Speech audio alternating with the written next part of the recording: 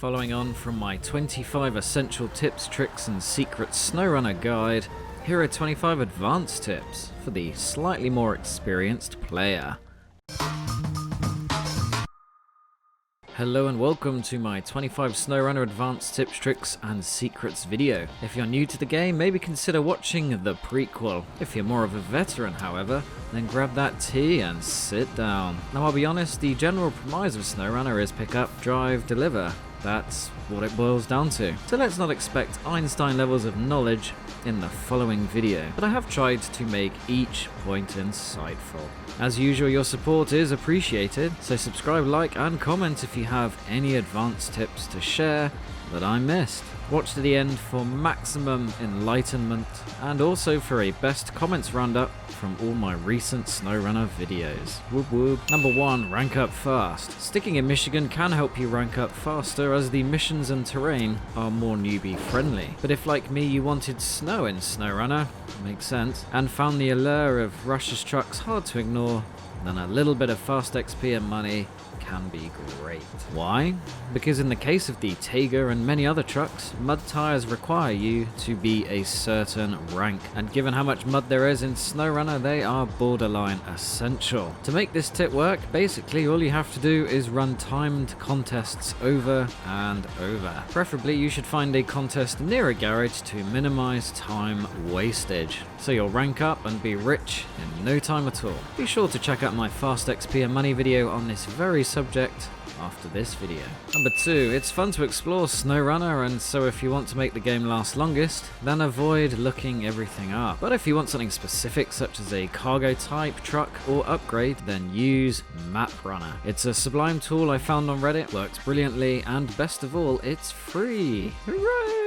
Link in the description, but no one ever reads. Something that can really grind your gears is not knowing when to use each gear. So here's a quick summary. H or high is good for constant speeds in moderately difficult terrain such as shallow mud, on a hill where a gear change would disrupt progress and upset the balance of your truck, if pulling a heavy weight, or tarmac. Bear in mind that if you go too slowly, the truck will begin to stall, then actually stall, so come out of that gear or into it once you have some momentum. Really deep mud can result in lots of wheel spin, particularly for scout trucks with smaller wheels. In this instance, use the low gear to help gain traction and avoid digging yourself a hole. Ideally, you want to have the off-road or advanced special gearbox upgrade, as you can then select one of 3 low gear speeds. If the wheels rotate too fast, drop down a gear. The lowest of low gear can really help in some situations, especially with a trailer and extra weight behind you. Going down or up a steep slope meanwhile, or when navigating tricky terrain with big drops nearby, is also best served at a constant crawl, so definitely use those low gears for maximum control. As for AWD or all-wheel drive, AWD off saves fuel, but if you find yourself really slowing down, then switch it back on, as all wheels being driven will help keep you moving. Diff lock meanwhile, if engageable, some trucks have it always on, remember, makes the wheels rotate at the same speed, so this is also useful in really tricky terrain. Basically, if your current method isn't moving you forward, try something else until you do move. Zoom in with the camera to see if any progress is being made, because even the slightest change signifies a potential escape. Also, don't forget to try reversing, detach a trailer to reduce weight, or use the extra winch range when your trailer is attached to find that useful tree. I would definitely recommend driving near winchable objects when crossing harsh terrain, and do it in bursts to avoid snapping your winch point if it's small. Number 4, sell upgrades you aren't using. Now, many of you who have seen my previous 25 essential SnowRunner tips video will know you can sell trailers for the same price you bought them as, or as if they are new if you found them in the wild. Vehicles, meanwhile, make about 10 to 15% less now thanks to a recent patch. But did you know you can sell upgrades? You can actually make decent money doing this, plus the multiplier next to the upgrade tells you how many spares you have lying around. This trick can be great for when funds are low, but you need to prioritize one particular truck's upgrades. Number 5, prioritize the best upgrades. There are quite a few upgrades in SnowRunner, but the ones ones that make the most difference, besides frame add-ons and flashing lights obviously, are the gearbox engine and raised suspension. A better gearbox gives you more control and a higher speed. A better engine gives you more oomph to pull things, go faster and get stuck less, while the raised suspension upgrade, missing from some trucks sadly, such as the Voron AE4380, gives you superior ground clearance for going up, down and over things. Do bear in mind that sometimes not using raised suspension, for instance, can actually help improve the balance of a vehicle. It can also be a good idea to ditch something like the crane, as they are heavy and make a truck more tippy. Number 6 is avoid rushing. Seriously, it can be frustrating engaging the low gear to make more careful. No, I can't do that. No one's going to understand. Seriously, it can be frustrating engaging the low gear to make careful and assured progress. But do you really want to fail this cargo journey again? Is it worth it to be 10 seconds faster? No, it isn't. So take a chill pill, man. Sip on that tea and relax. You'll make fewer mistakes. Number 7, cornering on steep slopes is a bad idea. Even though trucks weigh a lot, they are happy to tip over,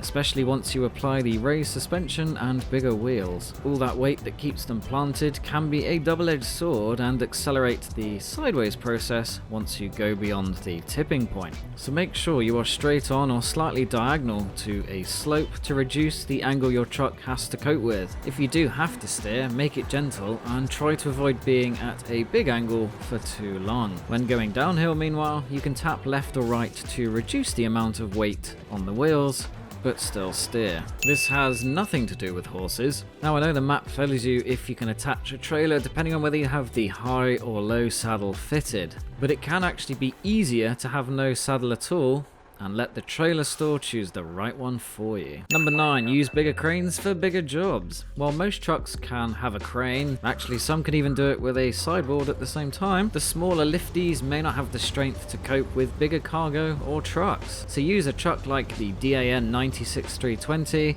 and slap on that larger crane. It's not just cargo you can pick up, you can also put trucks in places for a photo, such as on the airplane at the airfield in Alaska. Being a sandbox game, there's a lot you can mess around with, including making a truck that wheelies everywhere. More on that later. Number 10, Advanced Tyre 101. Tyre choice makes a big difference in SnowRunner. Fortunately, if you've ever bothered to read my description in previous videos, you will know I linked to a handy guide posted on Reddit. Basically, the rule of thumb is that if a tyre looks chunky and suitable for mud, it probably is. On the flip side, if it's smooth, then the least amount of friction will take place on tarmac, and therefore it will improve your fuel efficiency and speed, but it won't work very well off-road. As for size, wider tyres provide more stability and surface area in wet conditions while spreading the truck's weight out, all of which help with progress. Size, meanwhile, helps with getting over obstacles and makes you less likely to take damage, as they are typically bouncier. Number 11, return that fuel. This is a bit of a cheeky tip. Basically, if you're about to recover and near a fuel tanker trailer or another truck, then dump all the fuel of the truck you're recovering into said trailer or truck. This will save you topping up the tanker or truck you're not taking home as often as possible, and there's no harm in doing it because you get a completely full tank when you arrive back in the garage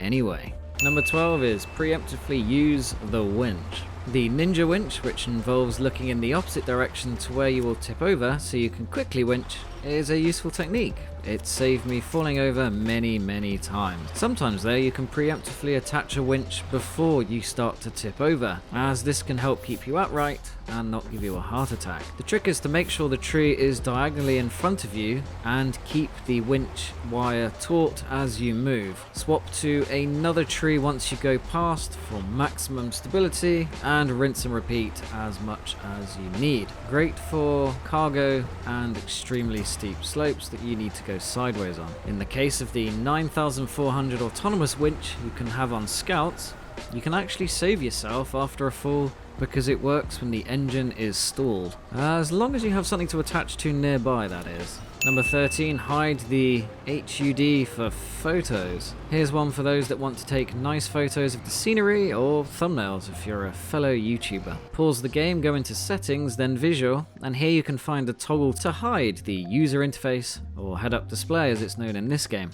Now you can screenshot in gloriously clean fashion. It's by no means a replacement for a full camera mode like you get in, say, Forza Horizon 4, but it's nice there is at least something to help you get nice images. Number 14, speedy fuel stops. Time is money in SnowRunner, or maybe you're just frustrated about repeating the same mission. Whatever the reason, you can refuel fast enough at a fuel station to never drop out of top gear. I could make a joke about a cold steak here, but I won't. Anyway, just drive in, keep the gas nailed, then do a rapid combination of buttons, and voila! You'll never need to worry about having the time to buy an overpriced stale service station sandwich again. Wow, that's a lot of S's. Number 15, manual reverse keeps diff lock on. It's annoying to manually go into reverse knowing that automatic does it for you, but if really stuck or you need maximum traction, you can head into the low gear or gears, then go into reverse manually, as this seems to keep the diff lock enabled, providing you locked it before. Number 16, high range gearbox makes you more money and XP. Something I overlooked for too long was the high speed transmission. Combined with my XP and money ranking trick, you can easily boost your earnings per hour. How? Because the lack of gear changes to slow your pace makes it great for off-road, while the extra speed will mean generally faster speeds. You can pretty much jump straight into the H gear for super speedy acceleration, depending on the truck. Number 17, carrying extra cargo. This is a bit random, but for those times when you're unable to carry everything, it's possible to have an extra cargo slot by attaching cargo to the crane and leaving it there as you drive along. Who cares about health and safety? Just make sure you lower the crane as much as possible, keep it centered to avoid upsetting your truck's balance, and rest the cargo on the roof as best as possible, or the trailer behind. Sadly, it means you lose the ability to use the winch, and remember to unpack the cargo to pick it up.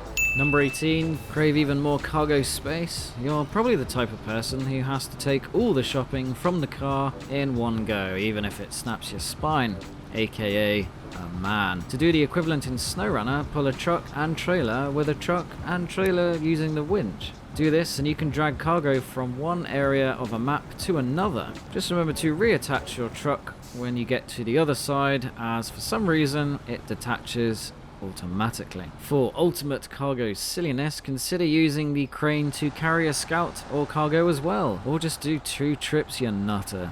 Number 19, put fuel trailers in areas without a garage. As I said in my original SnowRunner tips video, you can use trailer stores to buy a fuel or repair trailer, then refuel, repair, respectively, and sell it back. But sometimes this may not be that useful if the trailer store is miles away.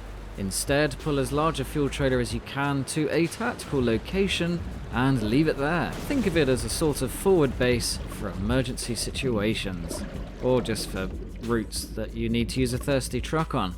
You could also add a maintenance trailer for repairs too, and make life easier. Number 20, master the crane. While we're on the subject of cranes, we should talk about how to use them. Press up, then X, square, or whatever it's assigned to on PC, then you're in crane mode. Regardless of the size of crane, the controls remain the same and can be found at the bottom of the screen. It's just how much weight you can lift and how high that changes.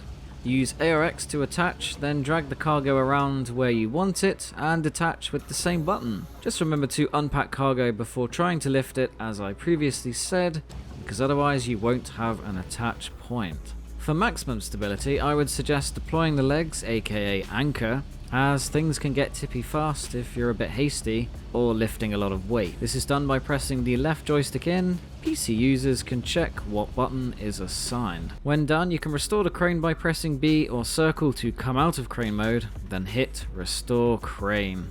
Funnily enough. Number 21, don't bother with neutral. In real life, neutral can get you further on a tank of fuel, a fact that saved my broke teenage ass many times. but not all of them. Basically, it removes engine braking from the equation, so gravity can do its thing better. But in SnowRunner, I've tried it a few times, and it seems to do absolutely nothing. You neither speed up, nor see a reduction in fuel usage. You can, however, stop the engine and then quickly back out of the up option menu to regain control. So it is possible to eke out drops of fuel if you're running really low, providing your destination is down a hill, of course. Number 22, Speedy Getaways. For when you want to get away quickly or launch yourself off the top of a cliff for fun, totally worth it. Some trucks that creep forward when you accelerate with the handbrake on can launch rapidly in the high-range gear when you release it. Useful for tight spaces when you need a run-up as well. Number 23, Wheelies are a thing. Yay. If you saw my International Lodestar 1700 video, and you should have... Oh, sorry about that. Then you will know wheelies are a thing. Simply attach a crane, pick up some cargo, and hang it out the back. The combination of extra weight and forward motion lets you wheelie on demand. Try different positions for the cargo and different weights for differing results. Useful? No. Fun for seeing what SnowRunner's physics system can do though. You bet. Number 24, drifting is possible too. Yay. Yes, you can even drift like it's Tokyo Drift and your name is Michelle Rodriguez. But not Toretto, because he wasn't in that one much. This is best done down a hill with a slight curve, the most powerful engine, and slippery conditions with tyres made for the road. Rear-wheel drive trucks tend to work best, but it's possible with trucks that have all-wheel drive and diff lock always enabled. Again, this is a completely pointless pursuit, but it's bags of fun, and that's what gaming is meant to be about. No, really. And point number 25. Wow, that's been a long video. Now it sounds obvious, but the spare wheel is there to repair any damage to your wheels. Useful if your truck is prone to getting damaged in this area and you need to keep going for a long delivery. Using the spare wheel upgrade to repair your engine or suspension, however, isn't happening. Which makes sense to me. And that, my friends, is the end of today's lesson in SnowRunner. Go forth with your newfound knowledge and deliver things from A to B. Although I don't need to tell you guys this, be sure to subscribe, like and comment as usual, then prepare yourself for my favourite comments I've had recently. Coming at ya, like clear. Yeah, some of you aren't old enough to get that reference. Now my favourite one was from someone called Dione Parades on the Tiger King. They said, stupid video. Cheers for that. Somebody else guessed in my Essential Tips and Tricks video, the original one, but the car at the end of the video is the 2020 Land Rover Defender. Good job. Here's a virtual cookie. Sire Galahad said, still can't get used to the steering, SMH. Yeah, some trucks are particularly annoying when it comes to going left and right. Ace Pilot 2K7 said, your videos are great. Keep up the good work. Don't worry, your check is in the post. Anti-School. I mean, no one really likes school, do they? Said, mate, how the bloody hell did you manage that? I'm not sure what he's referring to. They still haven't responded. Probably out missing school. Mr. Sandmob told me how to pronounce... Okay, here we go. Zimny Gorsk. So I'm going to assume that's right, but I haven't checked. Dream Day, or is that Dr. Aim Day? I'm not entirely sure. Said the Internasty is my favourite scout by a mile. I just love the name Internasty. It's just so good. Thank you, Internet. Someone else said subscribing because of dubstep wheelies. Yeah, valid. Apparently I used the wrong music. I should have used Eurobeat. Yeah, that's fair enough. Someone else said iFan Bates. Brilliant vid, glad I found this channel. Are you aware of Colonel Failure perchance? Now I wasn't before, but he has a cool voice and he does really nerdy, like even nerdier than these videos, video game videos. So yeah, no, he's cool. He seems interesting. I'm not sure how I compare. Maybe I also look old and have a cool... No, that can't be true. A few people congratulated me on reaching 3,000 subs. I know, crazy. I remember when I had 20 and I was like, why am I doing this? This just seems insane. But now, I don't know, it's like someone flicked a switch and yeah, we're growing. It's exciting. I mean, I'll get more hate, but yeah. most of you guys seem pretty happy. Anyway, that's enough for this time. I feel like reading the comments out could be quite fun for the end of every video, so maybe we'll do it. If you guys enjoyed it, then let me know. And on that note, take care. I will see you in the next video. Bye.